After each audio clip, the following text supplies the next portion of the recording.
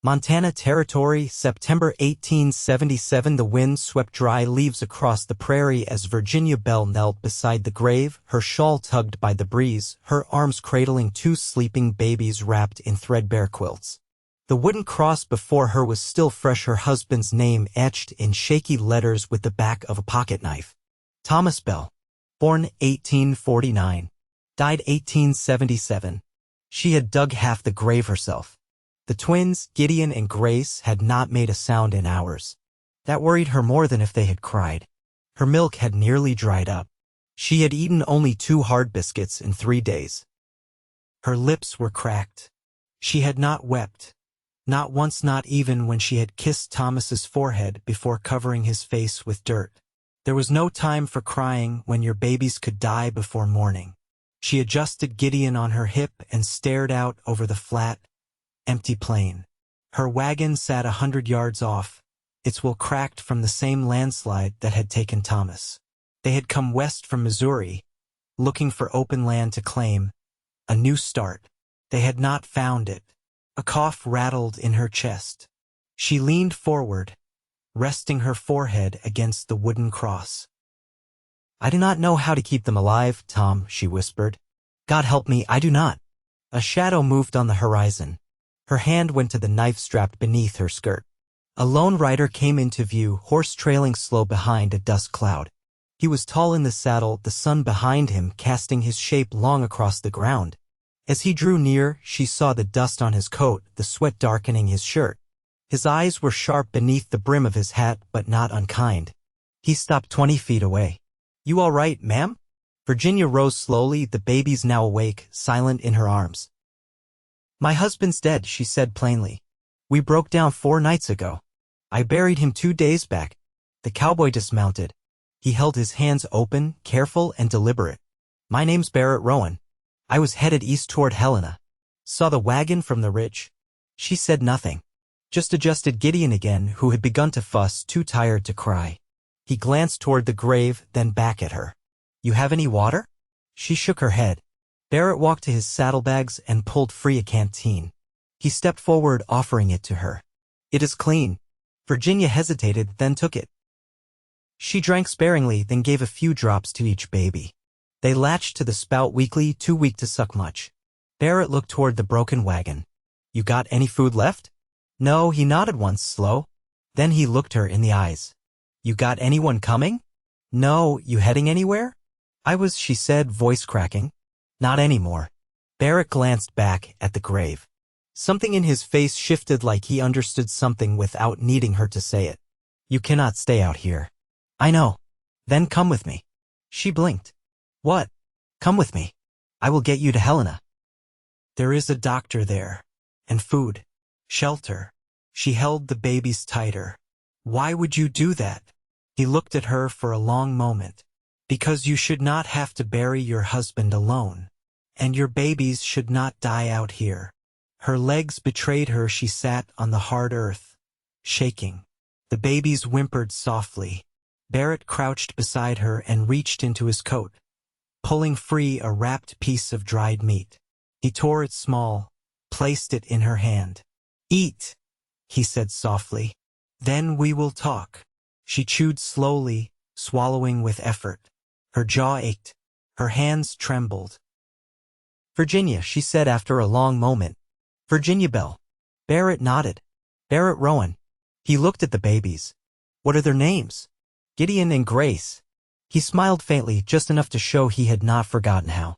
"Strong names." She looked at him properly this time. His face was sun-worn but young.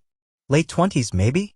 A faint scar ran along the ridge of his jaw, like a line drawn with a knife and healed over time. His hands were rough, his shirt patched at the elbow. Nothing about him looked soft, but nothing looked cruel either. "Why are you traveling alone?" she asked. "Left Texas last winter. Nothing there for me anymore." His eyes met hers. "Maybe something ahead." She watched him carefully. "You do not want anything from me?" "No, ma'am. You do not even know me." "I know what I saw. A woman sitting at a grave with 2 babies and no water." He rose. "That is enough." She stood too slowly. Her knees nearly gave. He reached out, steadying her without a word. His grip was firm but not rough. She looked up at him, something in her chest tightening that had nothing to do with hunger. "I cannot ride," she said. "Not with both of them." "I will walk," he said. "You take the horse." Virginia stared at him. "You would walk 50 miles to Helena?" He nodded once. "You and the babies go first." She bit her lip. "You do not even know if I can ride." "You will learn." He said it like fact, like he had already decided. She looked back at Thomas's grave. The wood cross still stood, but the wind had knocked her shawl from the base. Barrett stepped over, picked it up, and laid it across her shoulders. "Say goodbye," he said gently. "Then we will go." Virginia turned back to the grave. She knelt one last time and pressed her fingers to the cross. "I will take them somewhere safe," she whispered. "I promise." She stood and turned toward Barrett. "All right," she said. "Let us go." He helped her mount. She was clumsy at first, but strong enough to stay upright. He walked beside her, holding Gideon in a sling he tied across his chest so she could carry Grace more easily. They walked like that as the sun fell behind them. A woman, her babies, and a stranger who had stopped when no one else had. Virginia glanced down at him as they moved through the tall grass. "You meant it, did you not?" she asked. "Meant what?" "When you said you would help us." He looked up at her, the gold light catching on his face. "Yes, Virginia, I did."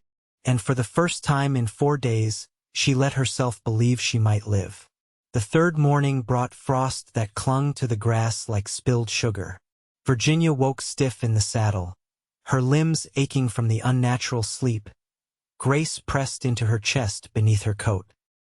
Beside her, Barrett walked without complaint, Gideon still strapped against him, his boots crusted with mud from a shallow creek they had crossed the previous evening. They had not spoken much since leaving the grave. Words felt too large for the hours they were living. Still, silence between them had turned companionable, not strained. Barrett slowed his steps and looked up at her. "We'll reach the trading post by midday. There's a trapper I know keeps provisions there." Virginia's lips were chapped to blood. She pressed them together before answering. "Will he trade?" "He'll ask what you've got. When he sees you've got 2 mouths to feed, he won't press hard." She shifted in the saddle, her knees sore. "I've only got Thomas's wedding band, and a lace bonnet from my mother's chest."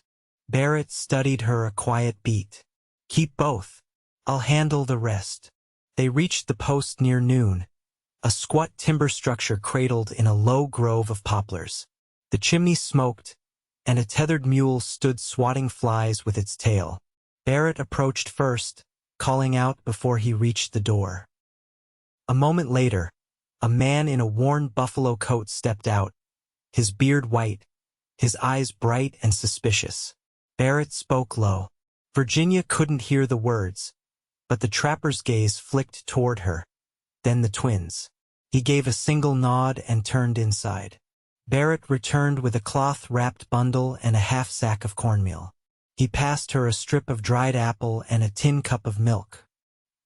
"He's got a cow and a soft spot for babies with good manners." Virginia fed Grace from the cup, then held it to Gideon's lips as Barrett unwound the sling and lifted him gently into her arms. Gideon latched to the cup greedily, his lips wet with milk. Barrett watched, arms crossed loosely. "You look steadier today." "I feel steadier." She glanced up at him. "What did you give him in trade?" 2 cartridges. He won't miss them." She made no effort to hide her surprise. "You'd give up your shot for us?" "I've enough left," he said simply. Then, with a glance at the sky, "We'll camp by the river tonight. I know a spot with willows thick enough to break the wind." They left the post behind, moving westward under a pale sky. Virginia rode without complaint, her back straightening more with each passing hour.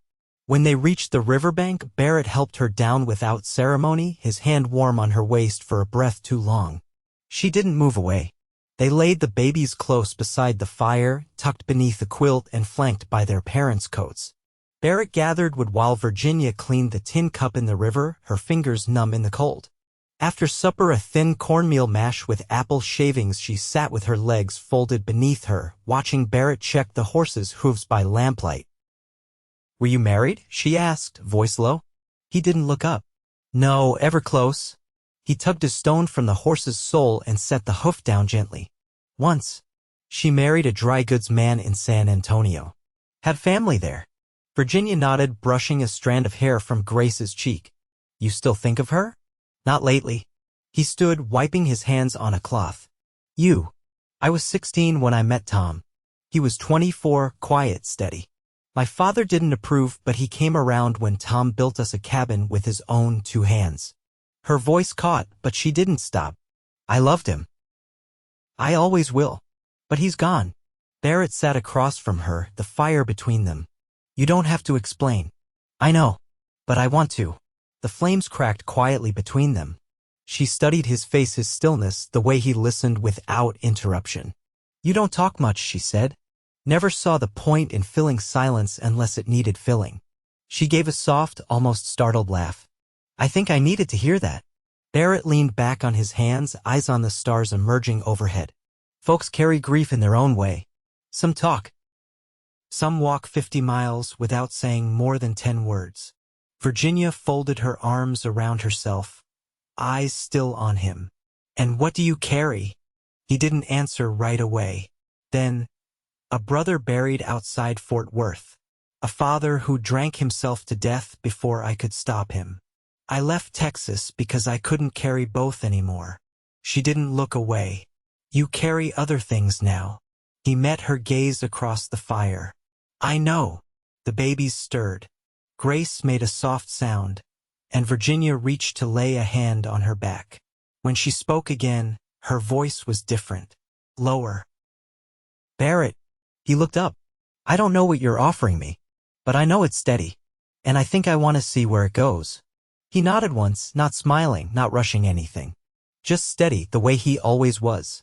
"We'll take it slow," he said. "But we'll take it." That night, she curled between the babies, and when she woke near dawn, she found Barrett had drawn his bedroll close his back to her, just near enough to feel like safety. And for the first time in many nights, she slept until the sun touched her face. The sun had risen high enough to warm the backs of their necks by the time they reached the edge of the foothills. The grasslands had given way to pine-strewn slopes, and the path narrowed to a wagon rut worn into the earth by years of travel. Birds called from branches above, and the air smelled sharper now, like sap and stone and distance from grief. Barrett walked ahead, leading the horse by its reins. Virginia rode with Grace asleep against her chest and Gideon cradled in the crook of her arm. The babies had taken to sleep more easily these past 2 nights. She couldn't say why, only that their breathing came steadier come evening, their cries fewer, as if they, too, had begun to believe in forward motion. Barrett stopped at a bend in the trail where the trees opened onto a bluff. "You'll want to see this," he said, gesturing with a tilt of his head. She guided the horse forward. From that height, the land unfolded below them in soft ridges and curling smoke plumes from cabins too small to see clearly. Beyond that lay the edge of Helena, its buildings distant but certain. She hadn't expected it to feel like anything, but her throat tightened. Barrett watched her face, not the view. "Still want to go there?" She turned to him, her voice quiet. "I don't know what I want, but I need to." He nodded. "That's enough for now." They descended slowly, following a stream that wound through the timber. By late afternoon, they came upon a clapboard house tucked into a shallow gulch. A woman came out to the porch, wiping flour from her hands onto her apron. Her gray braid fell over her shoulder, and she eyed them without blinking. "Barrett Rowan," she said. "I thought you drowned in a whiskey barrel by now." He tipped his hat. "Still breathing, Aunt Nell." Virginia dismounted with care, her legs stiff. Barrett reached for Gideon while she steadied herself, and the older woman stepped down from the porch. "Who's this?" Nell asked, peering at Virginia with a sharpness that didn't feel unkind. "Virginia Bell," Barrett said. "Her husband's passed. She's got twins." Nell's gaze shifted to the babies. Lord above, you've been feeding them on trail dust. Virginia straightened, her voice clear but not defensive. We've had what we could find, sometimes less. Nell looked at her a moment longer, then opened the door wide. Bring them in. I've got warm milk and stew. Inside, the cabin smelled of thyme and onions. The hearth glowed steady, and a cradle sat empty near the corner. Barrett took the horse to the lean-to while Virginia fed the babies at the table. Nell poured her a cup of chicory and set a bowl in front of her without asking. Around dusk, Barrett returned and pulled off his coat, hanging it near the fire. He looked different in the soft light, less like a man shaped by distance, more like someone who could stay in one place if given reason. Nell stood at the counter kneading dough. You planning on leaving her in town? Barrett didn't answer right away. No, Virginia looked up from her seat. You're not. He met her eyes. If you'll allow it, I'd rather stay close. Help you find your footing. Nell snorted. That's a new kind of careful coming from you. Barrett didn't rise to the bait. It's not charity. Virginia set down her spoon. Then what is it? He stepped closer, hands loose at his sides. It's a name if you want it. Mine. The room went still except for the bubbling of the stew pot. She studied him, her face unreadable for a moment. Then, you'd give me that? Just like that. It's not just, he said. I've seen you carry more than most men could. I've seen you hold your children through hunger, ride through pain, walk away from the only grave that mattered to you. I'd be proud if you took it. Virginia's hand curled slightly against the tabletop. I never thought I'd wear another name. I know. She rose slowly, stepping to where he stood. And you're sure? Barrett didn't move. I've never been more. She looked down at Grace, then at Gideon asleep in the sling across his chest. She reached out, brushed a bit of lint from his shoulder. I won't be easy, she said. He smiled, tired and true. I'm not asking for easy. Nell muttered something about fools and bread and turned her back to them, but the corner of her mouth twitched. Virginia took a breath, long and quiet. Then yes. I will take your name. Barrett let out a breath like he'd been holding it for miles. Then we start there. They sat again, this time closer. Gideon stirred and Virginia lifted him gently into her arms. Barrett leaned near, brushing a hand along the baby's back, his touch careful but steady. Nell glanced over her shoulder. You'll need a place in town. I know a man who's got a 2-room above his mercantile. Stove works, roof solid. Barrett looked at Virginia. Would that suit you? She nodded. It would. We'll go tomorrow, he said. Get you settled. After that, we can talk about what's next. She looked at him then fully, her eyes no longer dulled by loss. He didn't reach for her hand, and she didn't offer it. But something passed between them, quiet and final as a promise spoken in the dark. Outside, the wind moved through the pines, but inside the cabin, the air held still. And for the first time since the earth had closed over her husband's grave, Virginia Bell looked toward morning with something close to hope. By the third morning in town, Virginia stood at the front window of their rented rooms above the mercantile, watching the street below stir to life. The children lay curled together on a folded quilt in the corner, their breath slow and even. She wore a dress borrowed from Nell, one size too big. The sleeves rolled up to her elbows. The hem brushed her ankles. Barrett was across the room, oiling the hinges of the back door. A quiet task, but one he had taken to with care. He hadn't asked her to help. He rarely asked for anything unless it was needed. I thought it would feel strange, she said, not turning from the window. He didn't look up. What would? Being here, in a town, with someone new. She pressed her fingers to the glass lightly. It doesn't. Barrett set the oil tin aside and wiped his hands with a cloth. That's not strange. That's earned. She turned then, folding her arms across her chest. You always speak like that. Plain, but it lands heavy. He gave a short nod. I don't see use in dressing up what's true. She walked over to the table, where the tin cups were lined in a row, waiting to be filled. Do you think people will care? That I was married before? They might. He moved to the stove, checked the kettle.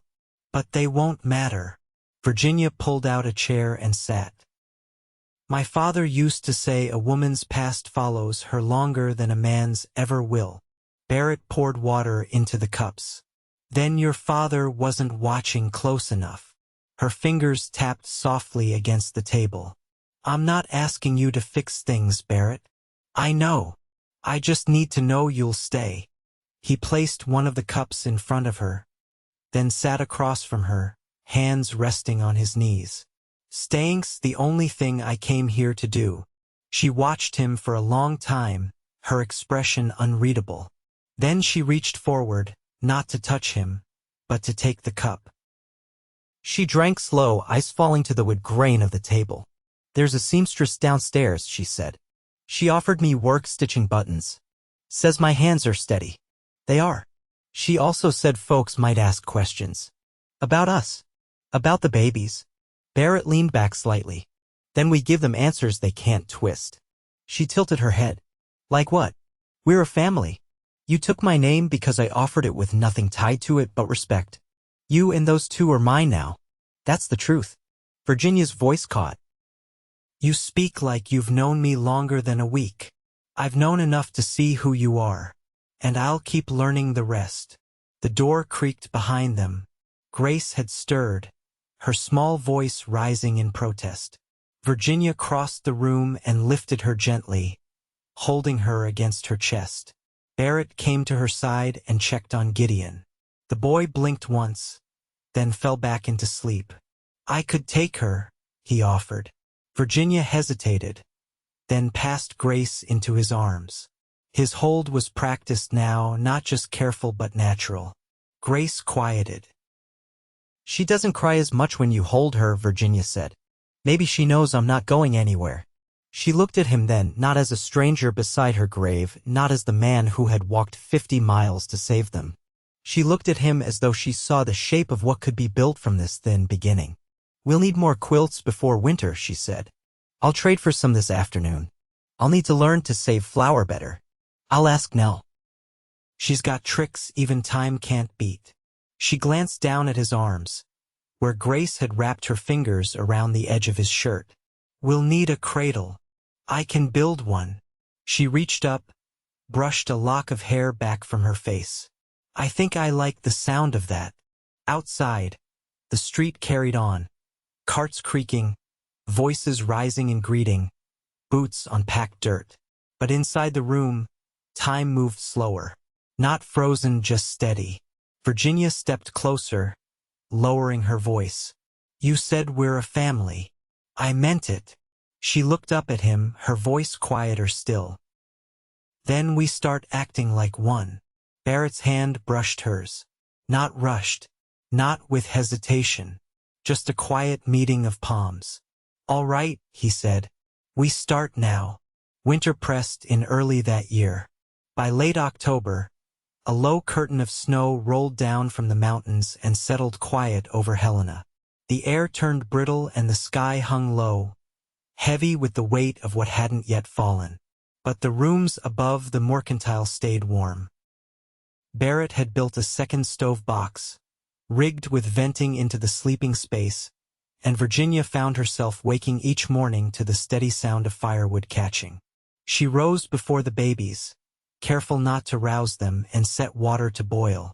The stitching work from the seamstress came in neat bundles, now buttons and hems, mostly, and she worked in the mornings before the shops opened below. She liked the rhythm of it, how it made her hands useful and her mind quiet. Barrett had taken up work with a cooper at the edge of town, helping shape barrel staves and stack timber. He left just after sunrise and returned before dusk, always with his shoulders dusted in with shavings and a loaf or two of bread tucked under his coat. He never came in loud, never unsettled the children, just shrugged off the cold and kissed Virginia's temple like it was habit, not ceremony. One evening, as she sat folding clean cloths near the fire, she looked up to find him watching her. His boots were off, his shirt sleeves rolled from the day, and his eyes held something thoughtful. You always fold that same way, he said. She glanced down at the cloth in her lap. It's the way my mother taught me. She said anything worth keeping should be put away with care. She sound like you. I sound like her. He leaned forward on his knees. You ever miss her? I do. She adjusted the edge of the cloth. But I think she'd like the way things are now. Barrett nodded, then rose to check the latch on the window. The wind had picked up, rattling the panes. When he returned to sit beside her, he rested his hand on the edge of her knee. She didn't move away. I was thinking, he said, eyes on the fire, we should set something down legal. Virginia turned toward him. What do you mean? I gave you my name, but we never signed anything. No preacher, no paper. Just the two of us and what we said. She was quiet a moment. Does that matter to you? It matters if someone ever comes asking. If we're to raise these children together, I want no man to question it. Her pulse stirred, but not from fear. You want to make it proper. I want to make it lasting. She looked toward the small bed where Grace and Gideon slept curled together beneath the quilt Nell had gifted them. I'd like that. To be your wife proper. Barrett rested his forehead against hers. Then tomorrow we'll speak with the circuit rider. He's due in for Sunday services. The wedding was held in the back room of the general store where a few neighbors gathered after closing. Nell brought cornbread and a small tin of preserves, and the seamstress came with her youngest daughter in tow. The circuit rider spoke plain, his voice low and rough from the cold, and Barrett left his hat off the whole time, his hand wrapped around Virginia's. The baby slept through the whole thing.